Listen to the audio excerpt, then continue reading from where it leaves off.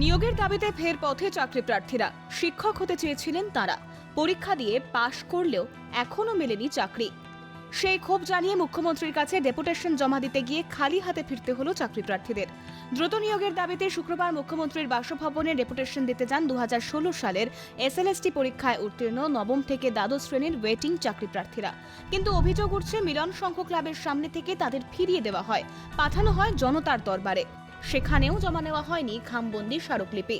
সেখানে বন্ধ রয়েছে অফিস, ওনারাই পাঠালেন। ওখান থেকে বললেন যে আপনারা এতে যান, জনতার দরবার রয়েছে আলিপুর সেন্ট্রাল জেলের পাশে, সেখানে গিয়ে জমা করুন। সেখানে আমাদের বিষয় দেখেই সেটা নেওয়া হলো না। শিক্ষক নিয়োগের দাবিতে 2019 সালের মার্চ মাসে প্রেস ক্লাবের সামনে অনশনে বসেছিলেন তারা। অনশন মঞ্চে মুখ্যমন্ত্রী প্রতিশ্রুতি দিয়েছিলেন অতি দ্রুত চাকরিতে নিয়োগ করা হবে, কিন্তু 1 বছর কেটে গেলেও হয়নি কোনো সুরাহা। এই মুহূর্তে করণীয় কি? দীর্ঘ লড়াই, দীর্ঘ আন্দোলনের পরও কার্যত এভাবে বঞ্চিত হওয়ায় প্রশ্ন তুলছেন এই চাকরি প্রার্থীরা। অন্যদিকে প্রাথমিক শিক্ষা পর্ষদের সামনে নিয়োগের দাবিতে বিক্ষোভ দেখান 2014 সালের প্রাথমিক টেট উত্তীর্ণ 130 জন চাকরি প্রার্থী। প্রাথমিক শিক্ষা পর্ষদের সামনে প্রাথমিক শিক্ষায় উত্তীর্ণ যারা টেট উত্তীর্ণ হয়েছে 2014 সালে, তারা এই মুহূর্তে বিক্ষোভ দেখাচ্ছে। আমাদের 130 খানা ভ্যাকেন্সি গোটা ওয়েস্ট বেঙ্গলে পাওয়া যাচ্ছে না, কিন্তু 16,500 ভ্যাকেন্সি কি করে হলো? এটার আমরা জবাব চাই। 130 জনকে আগে চাকরি দিতে হবে। 130 জনের চাকরি ছাড়া আবার কি করে নতুনভাবে 16,500 রিক্রুটমেন্ট হয়? আমরা 2014 প্রাইমারি টেটের পরীক্ষার আগে থেকে সকলে ট্রেন্ড ক্যান্ডিডেট, আমরা যোগ্য প্রার্থী 130 জন বসে থাকা সত্ত্বেও কি করে আবার 16,500 নতুন রিক্রুটমেন্ট জারি হয়?